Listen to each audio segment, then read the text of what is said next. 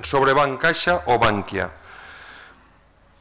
És tot el mateix problema. El problema d'origen de la pèrdua de les caixes d'estalvis és de la partidocràcia que ha usurpat les institucions, que ha usurpat les caixes d'estalvis, que han designat representants polítics que no sabien llegir ni un balanç al capdavant de les institucions financeres valencianes i espanyoles.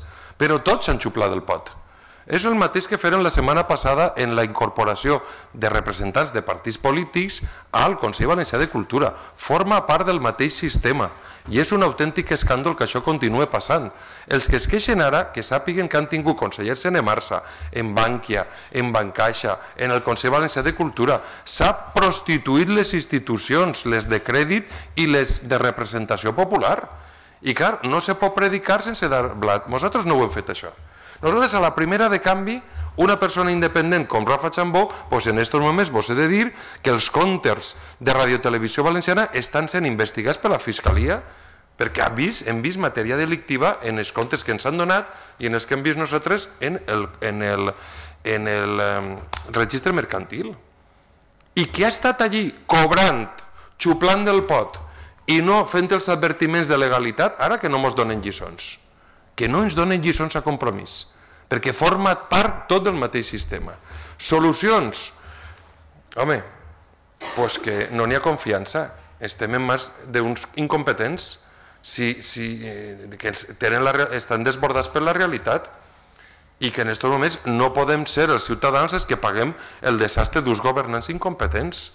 No pot eixir un ministre dient que el forà de Bankia són de 6.000 euros o 3.000 i ara apareixen 23.000.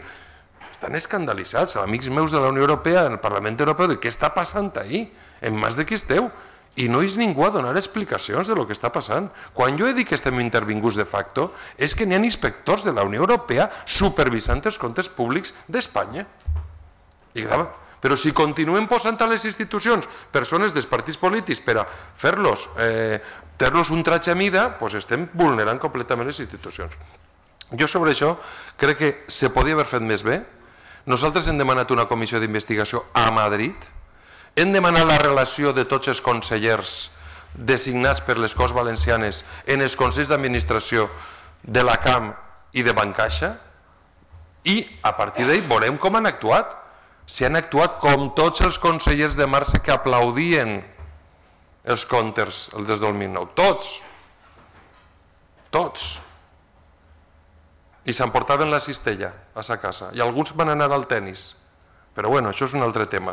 Sí que ens preocupa la qüestió i nosaltres hem presentat el que és la gran estafa del segle, ni una piràmide ni un corralito, lo de les quotes participatives, que això és la gran estafa amb apariencia de legalitat, i el que és preocupant és que no actuen els poders públics per a defensar els ciutadans que han vist com han estat estafats, i tots tenim coneguts en esta gran estafa.